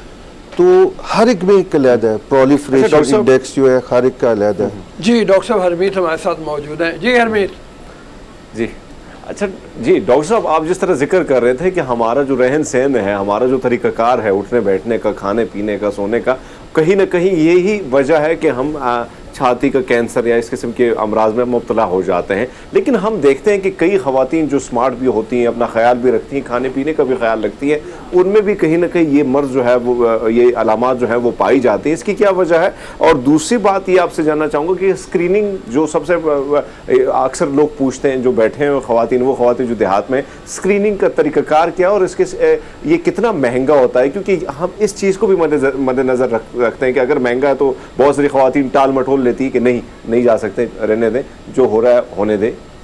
जी, आपके 2 सवाल है। पहला तो ये है कि जो आपने कहा कि इवन जो ख़वातीन का लाइफस्टाइल अच्छा उनमें भी होता है, तो डेफिनेटली होता है, इसमें कोई इनकार नहीं। उनमें एक और चीज़ भी बड़ी अहम है, पहली एक अननोन फैक्टर्स भी हैं। ज़रूरी नहीं है कि यही जो है ना लाइफस्टाइल हम करके समझे कि नहीं कुछ भी नहीं है, कुछ कभी नहीं होगा, ये ऐसे नहीं हो सकता। कुछ अननोन फैक्टर्स भी हैं। कुछ फैक्टर्स ऐसे हैं, कोई 4 से 8% के करीब जो ख़वातीन हैं उनमें फेमिलियल कैंसर भी होता है। यानी कि अगर उनकी फैमिली में अगर कोई 1st डिग्री या 2nd 3rd डिग्री जो रिलेटिव्स जो हैं उनमें अगर कैंसर है तो उनमें भी चांसेस ज़्यादा होंगे कि कैंसर होगा। या ये है कि उनकी फैमिली में कई मर्दों को भी फ़र्ज़ किया कि को प्रोस्टेट कैंसर है, कई 2-3 को और तरह के कैंसर है मर्दों में भी, तो उन लोगों में भी चांसेस होंगे कि ज़्यादा कैंसर हो सकता है, इर्रिस्पेक्टिव कि उनका लाइफस्टाइल कैसा है ख़वातीन का उसमें। लेकिन लाइफस्टाइल बेहतर करने से जो उनमें रिस्क कम हो जाएगा, ये भी मैं बात बता दूँ। ये ना समझे कि लाइफस्टाइल जो है ना, अगर ये बात है तो हम जो मर्जी कर, नहीं, ان میں بھی ریشو جو ہے کم ہو جائے گی. ٹھیک ہے. اچھا پھر دوسرا آپ کا یہ ہے کہ اسکریننگ پروگرام میرے نزدیک جو ہے جو بریسٹ کے لیے ہے سب سے سستا ہے. اچھا دیکھیں ہم ریکمینڈ کرتے ہیں کہ 40 سال سے پہلے جو ہے خواتین اگر 40 سال کی عمر ہوگی اس سے پہلے آپ سمپل بریسٹ الٹرا ساؤنڈ کروا لیں. ٹھیک ہے. انفارچونیٹلی یہ آپریٹر وہ جو ہے اسپیسیفک ہے چیز, اس میں جو دیکھنے والا یا کرنے والا ہے الٹرا ساؤنڈ اس پہ بہت ڈیپینڈ کرتا ہے وہ کتنا قابل ہے. لیکن یہ ہے کہ یہ کافی سستا ایک ٹول ہے ڈائگنوسس کے لیے. پھر 40 سال کے بعد ہم ریکمینڈ کرتے ہیں کہ آپ جو ہے نا 2-3 سال کے بعد آپ میموگرافی کروائیں. ٹھیک ہے. دیکھا گیا ہے کہ 40 سال کے بعد جو ہے اگر آپ 3 سال بعد کرواتے ہیں یہ میموگرافی تو 80 سال تک وہ جو ہے ایسی خواتین میں بالکل ریشو جو ہے نہ ہونے کے برابر ہو جاتی. کیسے؟ حالانکہ جو بریسٹ کینسر ہے وہ سب سے زیادہ سمجھے کہ 45 اور 74 سال کے درمیان سب سے زیادہ ہوتا ہے. تو جب وہ وہاں تک پہنچتے ہیں پیک تک ان میں تو بہت زیادہ ہونا چاہیے, لیکن جو اسکریننگ پروگرام کی وجہ سے یہ ہوا ہے کہ وہ ان میں آلموسٹ نیل ہمیں رپورٹ ملی. مطلب یہ ایج بریکٹ خاص طور پر ایسی ہے جہاں پر آپ کو زیادہ تر کیسز نظر آتے ہیں. اچھا آپ نے بہت سارے ڈاکٹر کیسز دیکھے ہوں گے, ارلی ڈائگنوز کر لینا کتنا فائدہ مند تو اوبویسلی ہوتا ہے, لیکن اس میں ریکوری کے چانسز کتنے زیادہ ہو جاتے ہیں, بیکاز ہم نے بہت ساری ایگزامپل دیکھی ہیں. ہماری وزیر صحت جو رہ چکی ہیں وہ اس وقت ہم نے دیکھا کہ کس طرح سے انہوں نے اس کو مطلب اس جنگ کی ہے اس بریسٹ کینسر سے, ریکوری بہت اچھی ہوئی ہے. کیمو کی اگر ہم بات کریں کس ایج میں یا کس سٹیج پر خاص طور پر یہ ڈائگنوز کر کے اس کو جلدی ہم لوگ ختم کر سکتے ہیں؟ دیکھیں جتنی میں نے جیسے آپ سے پہلے بتایا کہ یہ زیادہ جو ہے یہ پوسٹ مینوپازل لیڈیز کی بیماری ہے, اولڈ ایج میں یہ زیادہ ہوتی ہے, لیکن اس کا یہ مطلب نہیں ہے کہ یہ ینگ ایج میں نہ ہو. اچھا وہاں پہ بھی ہوتی ہے, اور خاص طور پہ ابھی ہم بہت زیادہ کیسز دیکھنا شروع ہو گئے. ان میں سے کچھ تو میں نے بتایا کہ فیمیلیل ہیں یا کچھ اور, ان میں جو رسک فیکٹرز ضرورت سے زیادہ ہوتے ہیں وہ ہوتے ہیں. اچھا اب ارلی ڈائگنوسس والا آپ کا جو سوال ہے, دیکھیں اگر سٹیج 1 اور 2 آ جاتا ہے وہاں پہ 90% چانس ہے کہ وہ پیشنٹ جو ہے نا وہ کیور ہو جائے. ٹھیک ہے. اس میں اتنا فائدہ ہے آپ کا کہ اگر آپ ارلی ڈائگنوز کر لیتے ہیں اور ٹریٹ کر دیتے ہیں پیشنٹ کو تو پیشنٹس میں وہ ریشو جو ہے وہ بہت زیادہ بڑھ جاتی ہے. اسی طرح اگر بے شک اگر سٹیج 3 میں بھی آ جاتا ہے پیشنٹ تو ان میں بھی چانسز ہوتے ہیں کہ وہ جو ہے تھوڑا سا کم ان میں چانس ہو جاتا ہے ان کی نسبت جو سٹیج 1 اور 2 کے ہیں. لیکن اگر آپ وہ کچھ ایسے کرائٹیریا میں آتے ہیں جو کہ کافی تھوڑے سے میڈیکلی مشکل ہوگا لوگوں کے لیے سمجھنا, تو ان میں بھی چانسز ہوتے ہیں کہ کافی حد تک کیور ہو جائے گا. ہاں کئی دفعہ وہ سٹیج 3 اگر بہت ایڈوانسڈ ہے تو اس میں پرابلمز ہو سکتی ہیں سٹیج 4 کی طرح. سٹیج 4 جو ہے وہ جب وہ ڈسٹنٹ میٹاسٹسز ہوتے ہیں, مطلب کہ جو اس کی جڑیں ہیں کہیں اور پھیل جاتی ہیں, تو وہ سٹیج 4 ہو جاتا ہے. مثلا بریسٹ سے وہ چلا جائے گا لنگز میں یا جگر میں یا بونز میں, تو وہ سٹیج 4 ہوتا ہے, یا دماغ میں. بات کو انٹرپٹ کر رہی ہوں, 4 سٹیج پر یا آپ کے جو کیسز ہیں اس میں کتنے پرسنٹ پاکستان میں خاص طور پر کتنے پرسنٹیج ہے ہمارے پاس جو کہ اس بیماری کی وجہ سے بریسٹ کینسر کی وجہ سے موت کے منہ میں چلے جاتے ہیں؟ آپ صرف سٹیج 4 ہی نہ لیں, ساری ایز اے ہول ابھی دیکھا گیا ہے کہ جو پاکستان میں جو ڈیتھ ہے بریسٹ کینسر کی وجہ سے وہ 40,000 سے لے کے 45,000 پر ایئر اس کی وجہ سے ہو رہی ہے. ٹھیک ہے, اتنی خواتین موت کے منہ میں چلی جاتی ہیں موت کے منہ میں جا رہی ہے بریسٹ کینسر کی وجہ سے. جی. اور ہر 24 گھنٹے میں تقریباً 180 خواتین یہ بریسٹ کی وجہ سے فوت ہو رہی ہیں. ٹھیک ہے. تو اس کے یہ آپریشن اب اس میں سٹیجز میں اس لیے نہیں کہہ رہا کہ کئی سٹیج جو ہے فرض کیا 3 4 میں کنورٹ ہو کے وہ بھی اسی میں شامل ہو گئی, اس لیے ایز اے ہول آپ نے اس کا ریشو اس طرح آپ نے اینالائز کر لینا ہے۔ یہ جو آپ نے کہا کہ میڈیکیشن کی غلطی خرابی، بہت سی دوائیوں کا غلط استعمال، یہ کون سی دوائیاں ہوتی ہیں؟ بعض لوگوں کا خیال یہ ہے کہ مانے حمل دوائیاں کھانے سے بھی بڑھ جاتا ہے کینسر، اور ایکسلنٹ۔ اس میں آپ کو میں یہ بتاؤں کہ جو بھی آپ انڈیو ہارمونل ٹریٹمنٹ لیتے ہیں، میل ہو یا فیمیل، وہ ایک ان نیچرل فینومینن ہے۔ ٹھیک ہے، وہ ہمیشہ اس طرف جاتا ہے کہ جو کہ کئیوں میں کاز بنتا ہے اس کی اپنا کینسر کی، ٹھیک ہے، وہ ان کو انہانس کرتی ہے چیز، ٹھیک ہے، ٹھیک ہے۔ اب مانے حمل جو گولیاں ہیں ڈیفینیٹلی ان کا یہ بالکل دیکھا گیا ہے کہ اس کی وجہ سے وہ خواتین میں ریشو زیادہ ہے جن کے جو ہے نا اپنا جو یہ مانے حمل یا اورل کنٹراسیپٹیوز یا دوسرے کنٹراسیپٹیوز لے رہے ہیں۔ ٹھیک ہے، اسی طرح جو پوسٹ مینوپازل لیڈیز ہیں جن میں ماہواری ختم ہو چکی ہے، کوئی 99 تک امریکہ یا ویسٹ میں وہ کافی استعمال کرتے تھے ہارمونز، ٹھیک ہے، وہ یعنی کہ ہارمون ریپلیسمنٹ تھراپی کروا رہے، ٹھیک ہے، ان میں دیکھا گیا تھا کہ یہ بریسٹ کینسر کا ریشو بہت زیادہ ہے۔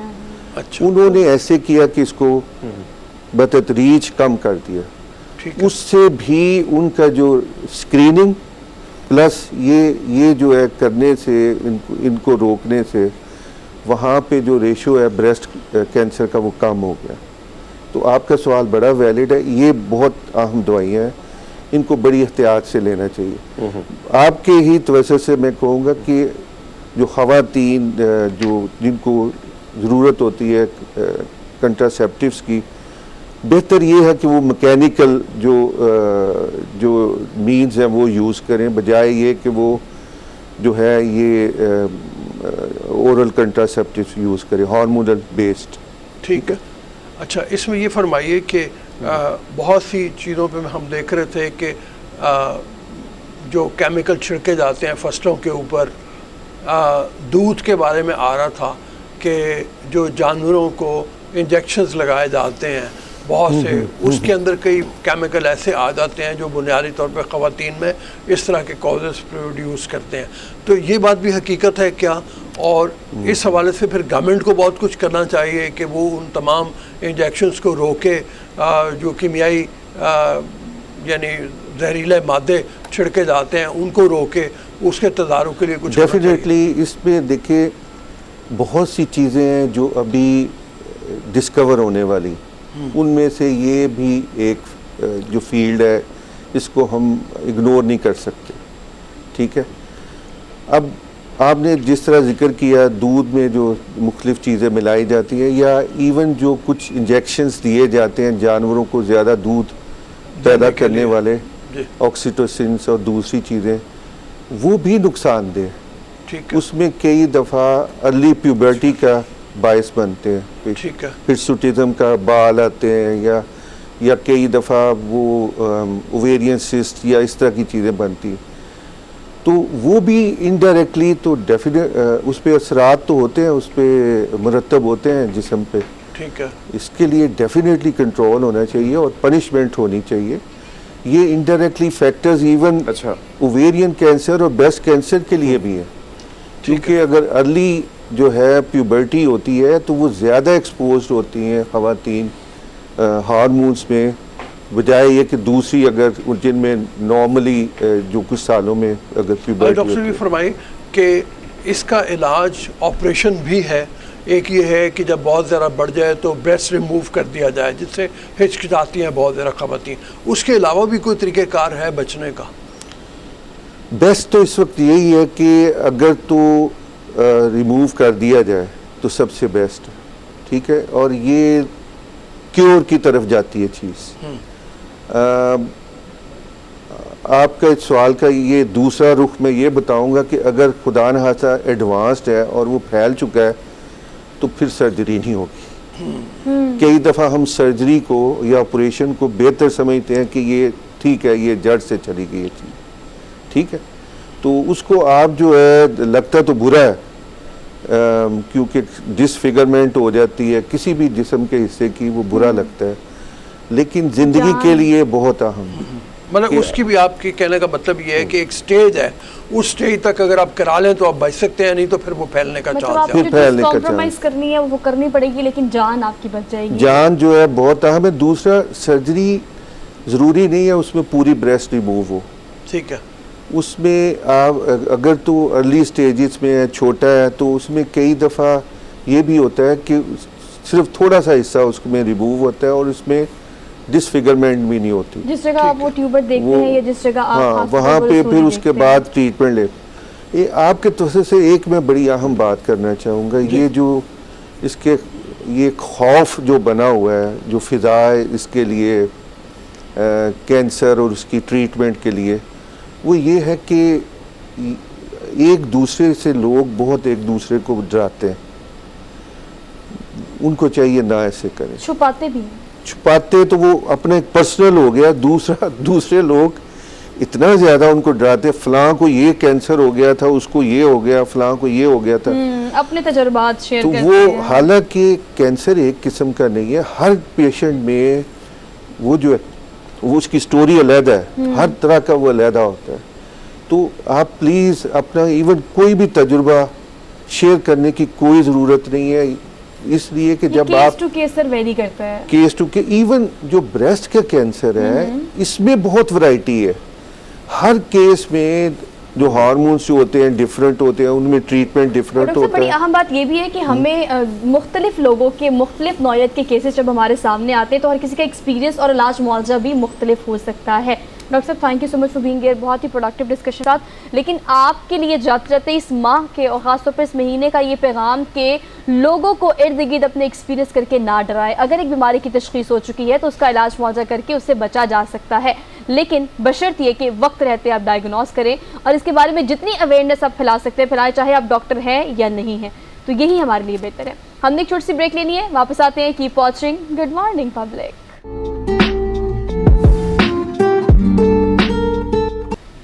جی welcome to the show after the break.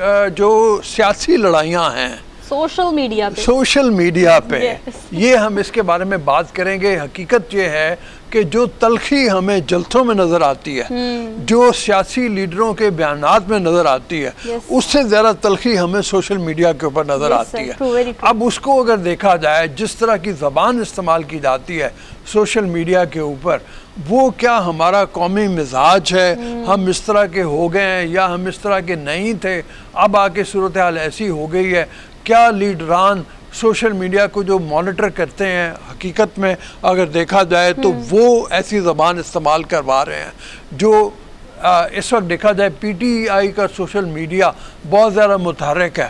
اس کے مقابلے میں اگر دیکھا جائے تو نون لیگ کا یا پیپلز پارٹی کا سوشل میڈیا اس طرح سے متحرک نہیں ہے. اس کو بھی وہ متحرک کر رہے ہیں, لیکن کیا کچھ آداب ہونے چاہیے جو اس بارے میں لیڈران کو چاہیے کہ اپنے سوشل میڈیا یوزرز کو وہ سکھائیں. یہ ساری باتیں ہیں, بہت ساری باتیں ہیں. اس حوالے سے ہم چلیں گے. حماد غزنوی صاحب سینئر اینالسٹ ہیں, مفکر ہیں, ان کی طرف.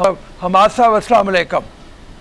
جی وعلیکم السلام. بہت سارے سوال میں نے اٹھائے ہیں. اس کو اگر دیکھا جائے, ایک تو ظاہر ہے دیکھا جائے تو جو پی ٹی آئی کا سوشل میڈیا ہے وہ متحرک بہت زیادہ ہے, لیکن پھر اس کے ساتھ ساتھ گند بھی وہیں پہ زیادہ ہے. مطلب ابھی جو میں بات کرنے جا رہا ہوں, پتہ نہیں اس کا ریئیکشن کیا آئے گا, مجھ پہ بھی کیا کیا الزامات لگیں گے جب میں اس طرح کی بات کرتا ہوں. لیکن عمومی مزاج اگر دیکھا جائے تو وہ بھی ہمیں پتہ چلتا ہے اپنی قوم کے مزاج کا, جو لوگ سوشل میڈیا کو استعمال کر رہے ہیں ان کی زبان کے حوالے سے. پچھلے دنوں بے نظیر شاہ جو جیو کی ایک اینالسٹ ہیں, انہوں نے اپنے ٹویٹر کے اوپر ایک لوگوں کی ریاکشن دکھائے ہوئے تھے, انہوں نے بتایا ہوئے تھے اس کو کیا ہوا تھا.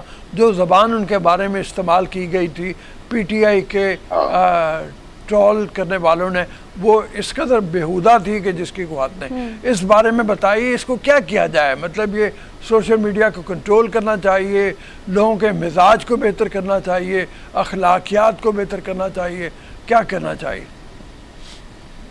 اتنے بڑے بڑی ذمہ داریاں نہ آپ لیجئے, اس سے میرا خیال ہے برداشت کیجیے. ایک بہترین حل ہے. یہ ایک سلسلہ ہے جو چل پڑا ہوا ہے اور آپ نے دیکھا کہ اس کا مؤثر انتہائی ہے. یہ ایک آدھا پہلے پلیٹ فارم ہم سمجھتے تھے کہ ٹویٹر وغیرہ ہے جہاں پر آپ گفتگو کر سکتے ہیں اور ذرا سنجیدہ لوگ جو لکھ پڑھ سکتے ہیں تو وہ آئیں گے. اس کے بعد اب یہ جو دوسرے سارے پلیٹ فارمز ہیں یہ کم از کم ایکولی افیکٹو تو انہیں کہا ہی جا سکتا ہے. جیسے ٹک ٹاک ہے تو شاید آپ کا ٹک ٹاک اکاؤنٹ نہ ہو, شاید میرا نہ ہو, لیکن بہرحال وہ کروڑوں میں لوگ ہیں اور ان سب تک بھی سیاسی پیغام کسی رنگ میں پہنچتا ہے.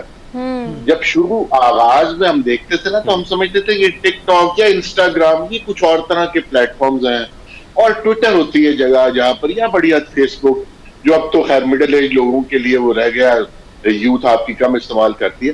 لیکن اب یہ تمام پلیٹ فارمز جو ہیں ان کی ایفیکسی یعنی ان کی تاثیر پہچاننے میں سیاسی جماعتیں جو ہیں اور ان سب کو بڑے مؤثر انداز میں اپنے اپنے میڈیم کا خیال رکھتے ہوئے, یعنی ٹک ٹاک پہ کیا چیز بنائیں گے, ضروری نہیں ہے کہ آپ بہت ہی براہ راست میسج دے رہے ہوں, لیکن اس کو چاہے وہ گانے کی شکل میں ہو یا وہ ایک نیم رقص کی کیفیت میں ہو ٹک ٹاک بنانے والا, لیکن بہرحال وہ ایک میسج جو کئی دفعہ یعنی آپ سبلیمنل کہہ سکتے ہیں اور کئی دفعہ وہ براہ راست شکل میں ہوتا ہے.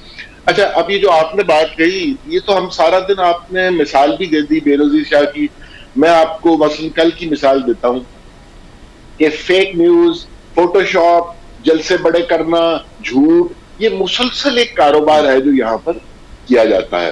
ابھی کل ہماری شیریں مزاری صاحبہ نے ایک تصویر لگا دی مریم نواز, بہت ہی مایوس. ہاں, اس تصویر کو لگانے کے بعد جب وہ پھیل گئی اور لوگوں نے وہ ڈاؤن لوڈ کر لی اور پھر آگے پھیلانا شروع کر دی, اس وقت انہوں نے کہا میں معافی چاہتی ہوں, ایک تصویر غلطی سے لوڈ ہو گئی تھی, اور باقی جو سارا میں نے کانٹینٹ لکھا ہوا ہے اس پر تو میں قائم ہوں, لیکن میں تصویر پر ذرا شرمندگی کا اظہار کرتی ہوں. تو شرمندگی کا کوئی بھی کرے مطلب رویہ ہے, لیکن آپ یہ دیکھیے کہ اس سے کئی دفعہ لوگ ایک منصوبے اور ایک پلان کے تحت پہلے اس طرح کی ایک چیز لیک کرتے ہیں, اور اس کے بعد جب سارا سوشل میڈیا اس سے بھر جاتا ہے تو پھر آپ اس کو وڈرا بھی کر لیں. اب میں آپ کو سطح بتا رہا ہوں. آپ نے کہا نا کہ لیڈر کیسے سمجھائیں اپنے پیروکاروں کو, تو میں کہہ رہا ہوں یہ پیروکاروں کا مسئلہ بھی نہیں رہا, یہ تو رہنماؤں کا مسئلہ بھی بن چکا ہے کہ وہاں پر زبان استعمال کرنا یا جھوٹی خبر کو پھیلانا, بڑے بڑے نام ہیں جن کو آپ لے سکتے ہیں. آپ نے صحیح کہا کہ ساری جماعتیں جو ہیں وہ کوشش کرتی ہیں, لیکن پی ٹی آئی کیونکہ ذرا زیادہ منظم ہے سوشل میڈیا, اس اور وہ زیادہ, یعنی اس وقت بھی اگر آپ نکالیں گے تو کوئی نہ کوئی ٹرینڈ ایسا سامنے آ جائے گا جس میں گالی ہوگی. ٹرینڈ میں کوئی برا لفظ نہیں, سیدھی گالی ہوگی. اور یہ ایک چیز ہے جو ہم دیکھتے ہیں ہر روز یا ہر دوسرے دن, اور جواباً ایسا عمل کیا جاتا ہے. میں اس کے اوریجن ٹریس کرتا ہوں نا تو مجھے لگتا ہے کہ یہ جب پاکستان میں ایک فلسفہ بنایا گیا 5th جنریشن وارفیئر کا, کہ 7-8 سال پہلے کی بات, اس وقت بالکل جب یہ تماشا یعنی حکومتی سطح پر بھی لوگ ہائر کیے جا رہے ہیں اور ٹیمیں بنائی جا رہی ہیں, 1000 آدمی ادھر بٹھا دو, 1000 ادھر بٹھا دو. اس وقت یہ نئی نئی اپلیکیشن بھی باہر سے آنا شروع ہوئی کہ باٹس کیسے آپریٹ کرتے ہیں, کس طرح ملٹیپلائی کرنا ہے ٹرینڈ کو. تو یہ ساری چیزیں وہاں پر کی گئیں, اور کیونکہ پی ٹی آئی وہ اس وقت بہت کلوز تھی ان لوگوں سے جو 5th جنریشن وار کو کا سارا جنہوں نے یہ چلایا ہوا تھا, تو وہ جب بعد میں چاہے ان کے آپس کے تعلقات خراب بھی ہو گئے تو وہ گروپ ایک ہی تھا, چاہے وہ ٹوٹ گیا ہو چاہے وہ تقسیم ہو گیا ہو. تو یہ سارا ان کو اس لیے ایک تقدم بھی حاصل ہے, یعنی یہ انہوں نے سب سے پہلے کام شروع کیا اور سب سے منظم. اگر ہم یہ کریڈٹ پی ٹی آئی کو دیں یا یہ ٹرینڈ سیٹر کہہ دیں تو اس میں کوئی غلط نہیں ہوگا, کوئی دو رائے نہیں ہوگی. لیکن ایک تو پولیٹیکل پارٹیز کے لیڈران خود ٹویٹ کرتے ہیں بذات خود, جب وہ ایک جگہ سے دوسری جگہ پہ ایک دوسرے کو آپ دیکھتے ہیں کہ ٹویٹس کے ذریعے بہت ساری باتیں سنا رہے ہوتے ہیں, بہت سارے تانے دیے جا رہے ہوتے ہیں, لیکن جو کسر نہیں پوری ہوتی وہ ان کے سپورٹرز کرنا شروع کر دیتے ہیں, اور سپورٹرز بھی بہت ایکسٹریم پہ چلے جاتے ہیں. We are talking about Twitter, Instagram, social media, link down. لیکن اگر ہم یوٹیوب کے کیپشنز کو دیکھیں, وہ جو تھمبنیلز ہوتے ہیں وہ کس حد تک لکھے جاتے ہیں just to click that, just for the sake of one click.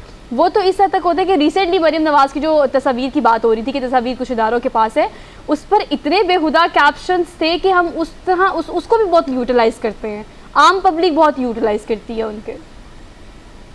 ہاں یہ آپ نے درست کہا کہ یہ ایک ایسی چیز بن چکی ہے، جیسے میں نے بھی کہا، میں ہوں آپ کو بس میں سب سے معصوم مثال دیتا ہوں کہ ہر دوسرے دن میں دیکھتا ہوں خنزیر کا لفظ استعمال کیا ہوتا ہے کسی ٹرینڈ میں. جی خنزیر نہیں، آپ یہ اندازہ کیجئے کہ میں بڑا معصوم آپ کو لفظ بتا رہا ہوں. بہت معصوم بات بتا رہے ہیں آپ. ہاں جی ہاں. تو یہ گالی گلوچ، اور وہ بھی کسی عنوان کے تحت نہیں، عنوان ہی یہ ہوتا ہے. تو آپ نے بالکل صحیح کہا. اور پھر یہ جو لوگ یہ چلاتے ہیں نا، ان کی اہمیت کا آپ اندازہ کیجئے کہ وہ اب جیسے ارسلان خالد صاحب ہیں آپ کے ڈاکٹر، وہ پنجاب گورنمنٹ کے مشیر ہیں، وہ بڑی یعنی اعلیٰ ترین پوسٹ پر اس وقت کام کر رہے ہیں. اسی طرح مشوانی صاحب جو ہیں وہ بھی اعلیٰ ترین پوسٹ پر کام کر رہے ہیں. تو یہ لوگ اب نوازے جا رہے ہیں. اور جیسے آپ پہلے زمانے میں دیکھتے تھے نا کہ جید صحافیوں کو کوشش کی جاتی تھی کہ ساتھ ملایا جائے، تو اب یوٹیوبرز اور یہ ٹک ٹاکرز ان لوگوں کو ساتھ شامل کیا جا رہا ہے. تو اسی سے آپ کو اندازہ ہو جاتا ہے اس کی اہمیت کا، اور جو اس کی شدت ہے جیسے کہ ہم بات کر رہے ہیں. یہ تو آپ نے درست کہا کہ لاز کو نسبتاً سخت کرنا پڑے گا. اب بھی اس کے لاز ہیں اور وہ کچھ نہ کچھ اس پر وہ کرتے رہتے ہیں، لیکن یہ کاروائی میں سمجھتا ہوں کہ مناسب نہیں رہی، یعنی اپنی کامیاب نہیں ہو سکی ہے. کیونکہ اس میں جو یہ سارا اتنا بڑا سیلاب ہوتا ہے، یہ سارا پھیل جاتا ہے، اور پھر اس کے بعد آپ کہیں سے وارد بھی ہو جائے، یعنی فیس بک والے آ جائیں یا ٹویٹر انتظامیہ آ جائے اور پھر اس کو کچھ روکنے کی یا اس کو کرٹیل کرنے کی کوشش کی جائے، تب تک بہت دیر ہو چکی ہوتی ہے. تو یہ ہم نہیں ہیں، جن لوگوں نے یہ چیزیں ایجاد کی ہیں وہ بھی اسی ادھیڑ بن میں ہیں کہ اس معاملے کو کیسے روکا جائے، کیونکہ اس سے معاشرے میں ایک زہر تو پھیلا ہے.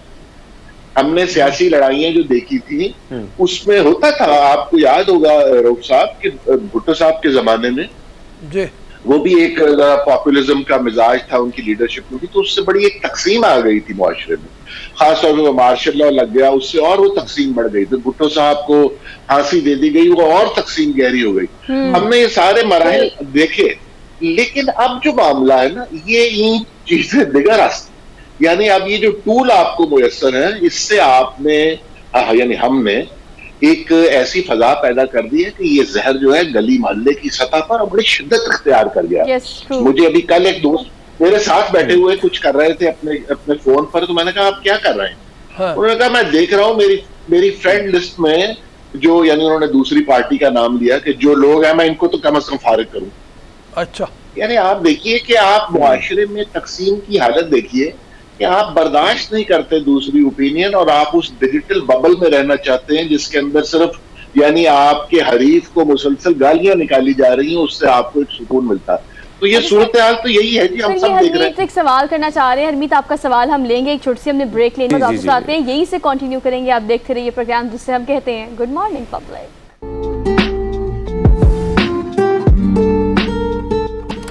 جی welcome to the show after the break. ہماری گفتگو جاری ہے جو سوشل میڈیا ٹرینڈز اور اس کے اوپر جو ایک بد تہذیبی کے مظاہرے ہیں اس حوالے سے ہم کر رہے ہیں. ہرمیت کچھ بات کرنا چاہ رہے تھے، ہرمیت کی ہم بات لیتے ہیں، کمنٹ بھی اس کا اور گفتگو بھی جاری رہے گی ہماری. اور سر وہ بڑے ایکٹیو بھی ہیں سوشل میڈیا میں، مطلب مختلف ویڈیوز بنا کر وہ اپلوڈ بھی کرتے ہیں، لوگوں سے بات چیت بھی کرتے ہیں. ہرمیت لوگوں میں کس قدر غصہ ہے یا کس قدر عدم برداشت ہے جو کہ اتنا بڑھ گیا ہے کہ ہم اپنی فرسٹریشن نکالنے کے لیے کامنٹس میں اس طرح کی باتیں لکھ دیتے ہیں یا بعض اوقات ویڈیوز ایسی بنا دیتے ہیں کہ وہ بیونڈ لمٹس ہوتی ہیں. جی جی بالکل آپ کی بات درست ہے. سو ہم اکثر جب کوئی ویڈیو اپلوڈ کرتے ہیں یا کوئی کسی پارٹی سے منسلک جو لوگ ہوتے ہیں، اپوزیشن کی جو پارٹی ہوتی ہے، ان کو وہ چیزیں پسند نہیں آتی، تو ان کے جو صحافیوں پر خاص کر الزامات ہوتے ہیں وہ لفافے کے حوالے سے. اور مجھے آج تک میڈیا ہے، مجھے تقریباً 4 سال ہو گئے، مجھے لفافہ نہیں ملا. میں حیران ہوں کہاں سے یہ ملتے ہیں. لیکن اس قسم کے تو اور بھی ہاں بہت سارے کمنٹس جو ہیں وہ بھی کیے جاتے ہیں. تو عدم برداشت، اگر ہم بات کریں برداشت کا جو مادہ ہے وہ تو نہ ہونے کے برابر ہے. اور جس قسم کی ٹرولنگ کی جاتی ہے، پھر آپ کے پورے خاندان کو جس طرح اس کے حوالے سے چیزیں نکال کے، اور خاص کر ہم دیکھ رہے ہیں کہ پارٹی اس میں زیادہ متحرک ہے. حماد صاحب آپ کی طرف آنا چاہوں گا. سر ہم سوشل میڈیا کو دیکھ رہے ہیں کہ سیاسی جماعتیں جو ہے، خاص کر پی ٹی آئی تو ایکٹیو ہے، دیگر جماعتیں جو ہیں وہ بھی ایکٹیو ہونا چاہ رہی ہیں اور بڑے بڑے پیسے دے کے لوگوں کو ہائر بھی کیا جا رہا ہے. پی ٹی آئی کے دور میں بہت کچھ کیا گیا، اب نون کی جانب سے بھی بہت زیادہ لوگوں کو ہائر کیا گیا ہے. لیکن یہ بتائیں کہ سر یہ جس طرح ایڈیٹنگ کر کے یا تصاویر کے ساتھ شعری مزاری کا آپ نے اس کی مثال بھی دی، ہم نے دیکھا کہ اس کی وجہ سے کئی ایسے الزامات ہیں جس کی وجہ سے لوگ اپنی جان سے گئے ہیں, کئی لوگ ملک بدر ہو گئے ہیں. اس کا کتنا نقصان ہوگا, اس کی روک تھام کے لیے کیا کرنا چاہیے سر؟ یہ آپ نے انتہائی اہم مسئلہ یہ ہے, میرا خیال ہے سب سے زیادہ اہم مسئلہ یہ ہے کہ ایک تو کھیل تماشا جاری ہے نا, کہ لوگ ایک دوسرے کو اپنی اپنی سیاسی جماعت کے حق میں باتیں کرتے ہیں اور پھر ان سے مزاح بھی کرتے ہیں اور پھر وہ گالیوں کی حد تک بھی چلے جاتے ہیں. لیکن یہ جو آپ نے اشارہ کیا جس بات کی طرف کہ کسی پر توہین کا کوئی الزام لگا دیا جائے یا کوئی اور مذہبی نوعیت کا ایسا الزام لگا دیا جائے جس سے لوگوں کی زندگی جو ہے وہ پوری زندگی منقلب ہو گئی, یعنی ان کو آپ نے صحیح کہا کہ انہیں ملک سے جانا پڑ جاتا ہے. تو وہ آج میں ایک کیس پڑھ رہا تھا کہ ایک آدمی اغوا ہو گیا اور اس کو جب وہ بازیاب ہوا اور وہ اسلام آباد ہائی کورٹ کے سامنے پیش کیا گیا اسے, تو اس سے کہا کہ آپ کیوں اغوا ہو گئے تھے؟ انہوں نے کہا جی مجھے اغوا کر کے وہ نامعلوم لوگوں نے کیا تھا. انہوں نے کہا کہ آپ یہ جو فیس بک ہے آپ کی, اس سے دور رہنے کا عہد ہمارے ساتھ کریں گے تو پھر ہم آپ کو چھوڑیں گے.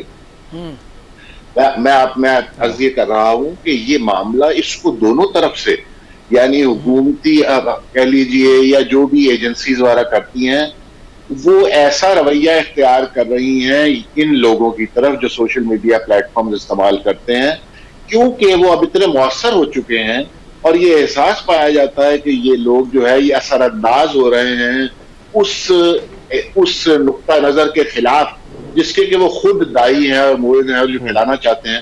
وہ ایجنسیز بھی ان کے خلاف متحرک ہو جاتی ہیں اور عوامی طور پر بھی ایک رد عمل آتا ہے ان لوگوں کے خلاف, یعنی انہیں اپنا آپ محفوظ رکھنا دشوار ہو جاتا ہے گلی محلے میں بھی. تو یہ آپ نے صحیح کہا کہ یہ بہت ہی اہم مسئلہ ہے جس سے نفرت ایک پھیلتی ہے اور لوگوں کے خلاف اکسایا جاتا ہے, افراد کے خلاف بھی, اور سیاسی معاملے سے بھی یہ کئی دفعہ زیادہ چیز اثر انداز ہوتی ہے لوگوں کی زندگی پر, اور جس کی وجہ سے لوگوں نے, ہم نے دیکھا ہے ہمارے جاننے والے لوگ ہیں, دوست بھی ہیں کچھ شامل, جنہیں اس ملک سے ہجرت کرنا پڑی ہے اس کے نتیجے میں. لوگوں کی پرسنل پروفیشنل ہر قسم کی لائف جو ہے سر وہ شدید متاثر ہوتی ہے. سر تھینک یو سو مچ, آپ سے بڑی اچھی پروڈکٹیو ڈسکشن رہی. تاکیات کا تقاضا بھی یہ کہ بینگ اے انڈیویجول بھی آپ اتنا نہ گر جائیں. آپ سوشل میڈیا یوز کر رہے ہیں یا کوئی ویڈیو بنا رہے ہیں کہ آپ اپنی مخالفت کا اظہار بھی کر رہے ہیں تو ایسے کر رہے ہیں کہ آپ اخلاقیات کو تمام حدیں پار کر رہے ہیں. اخلاقی قدریں تو رہیں کہیں نا.